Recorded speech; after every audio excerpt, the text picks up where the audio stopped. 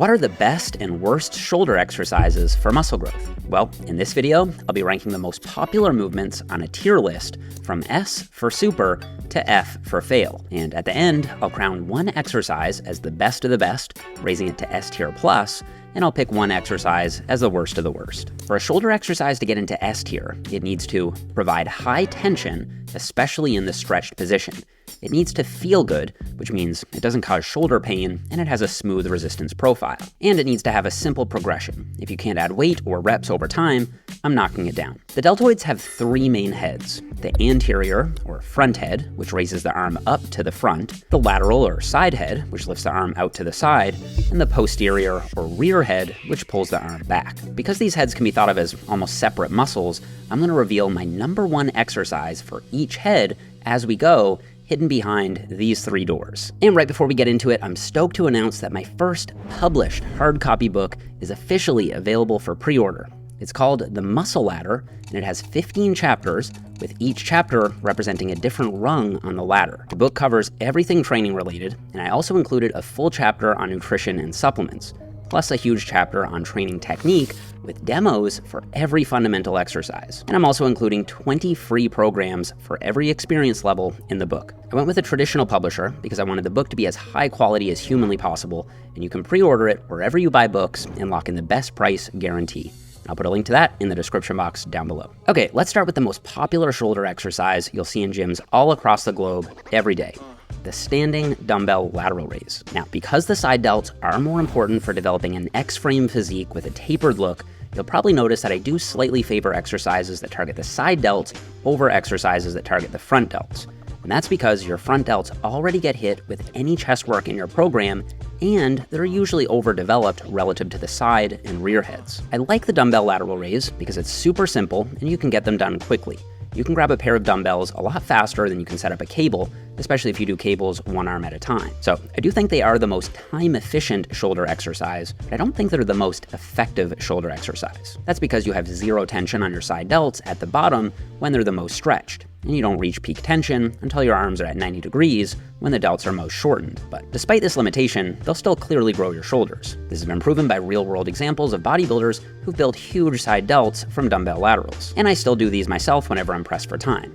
But because of the slightly suboptimal tension curve, I'm putting these in B tier. However, if you lean against something, like a bench or a rack, you suddenly modify the resistance curve to place more tension on your side delt when it's most stretched. I think that this is the most effective way to do lateral raises with dumbbells.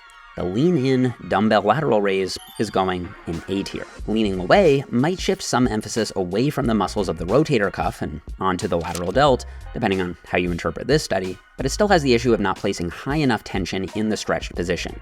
So I'm putting these in B tier as well. Okay, here's a spicy one: the Super ROM lateral raise. I picked these up from Dr. Mike Israetel when we trained shoulders together, and man, they definitely lit my delts up. I think this is a very rare movement where you actually get the side delt fully contracted. I like that. And even though the trend of the current evidence is converging on the stretch being more important than the squeeze, there's actually very little direct evidence on the shoulders about this. So I think these are worth trying. That said, because they have the same resistance curve issues as the standard dumbbell lateral raise, they're not quite good enough to get into A tier. I'm putting the Super ROM lateral raise in B tier. I'll get to cables in a second, but first I want to get the most controversial one out of the way. All right, people who like the overhead press really like the overhead press, and I can see why. A strong OHP is one of the most impressive feats of strength that you'll see in the gym. Actually, I'd say out of all the barbell lifts, I'm more impressed by a big overhead press than I am by a big squat, a big bench, or a big deadlift. But the question is, how effective is the exercise for building 3D delts? Well, let's see. It does provide high tension on the shoulders in the stretched position. You can overload it extremely well. Even though the lift tends to be a stubborn lift, you can usually add a little weight or a rep, or at least improve your technique in some way. And I think that once you nail the technique down, it's a very gratifying lift. So that's all awesome. However, it does have two downsides. For one, it's very anterior delt dominant. When we look at activation patterns across the delt heads, you see that the side and rear heads aren't activated much with the overhead press. And for 2, because you're standing, it's not the most stable. This means your lower body and your core will have to work to keep your balance, which will shift some tension coming from the bar away from your shoulders. That's not a deal breaker, but it's probably not ideal from a bodybuilding standpoint. So all things considered, I think I like the barbell overhead press more than a lot of science-based hypertrophy heads, but I think I like it less than some power building purists. I'm putting it in B tier plus. I think it's overhated from the science crowd, and I think it's overrated from the barbell crowd. Now, if you do them seated, you do fix the stability issue since you no longer have to worry about your balance. But since they're still very front delt dominant, and there's something about the seated OHP that just isn't as satisfying as the standing OHP, I'm gonna leave these in B tier as well. If you switch the barbell out for dumbbells, I think a few things improve. For 1, you can get your sets done faster. You can grab a pair of dumbbells a lot faster than you can set up a barbell. For 2, you can get a bit more range of motion at both the bottom and at the top, especially if you allow the dumbbells to converge. And 3, I think you'll get a little more side delt involvement with dumbbells because they have to activate to keep the dumbbells from falling forward or backward. And so I'm gonna put these in A tier. The machine shoulder press is a personal favorite.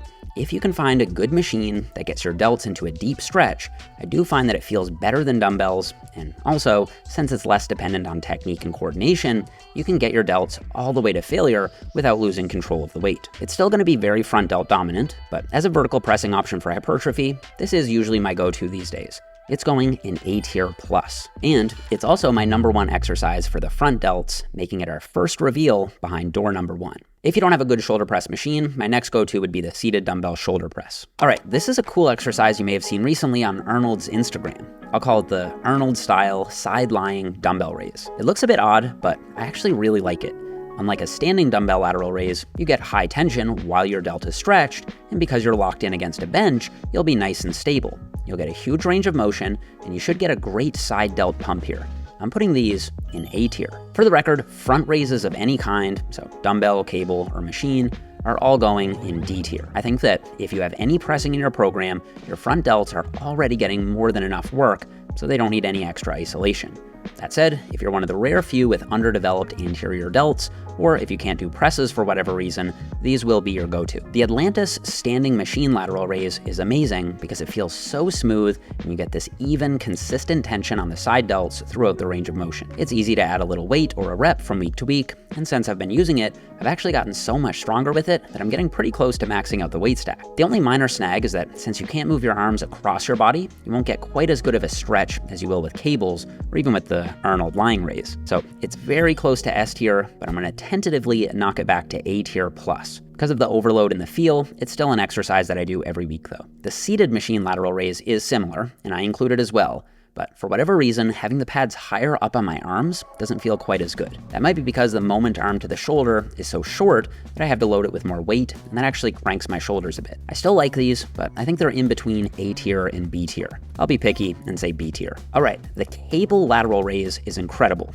because as long as you set the cable at around hand height, it'll provide maximum tension on the side delt while it's most stretched. That's because you get the highest tension whenever your arm and the cable form a 90-degree angle. Perhaps more importantly though, I find a cable lateral raise just feels excellent. You get that nice, even tension on your side delts throughout the range of motion. I personally find I can connect with my side delts even better if I use wrist cuffs. That's because even though my grip won't be a limiting factor here, my forearms still get a big pump, and that takes away some of my focus from my delts. But then if I just have a floating hand with nothing to hold on to, it feels a bit awkward. So I hold on to a lacrosse ball with the cuff.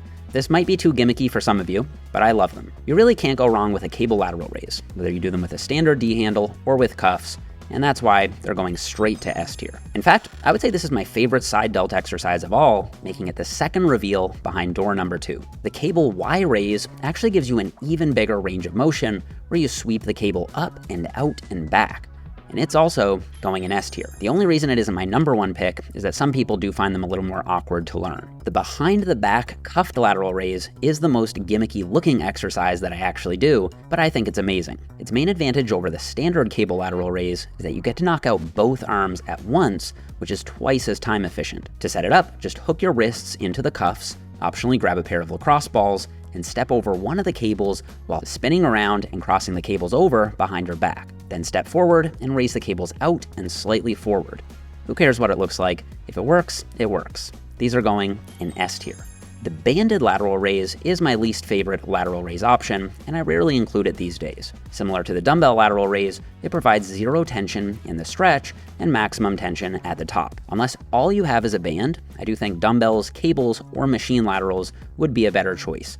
These are going in C tier. The upright row is definitely an overhated exercise. It's going to target both the upper traps and the side delts with a little bit of biceps involvement. I prefer to do these on cables with a rope because I can sweep the handles out as I row. As long as you have healthy shoulders, there's no evidence that they contribute to shoulder issues. I'm going to put these in B tier as a delt builder.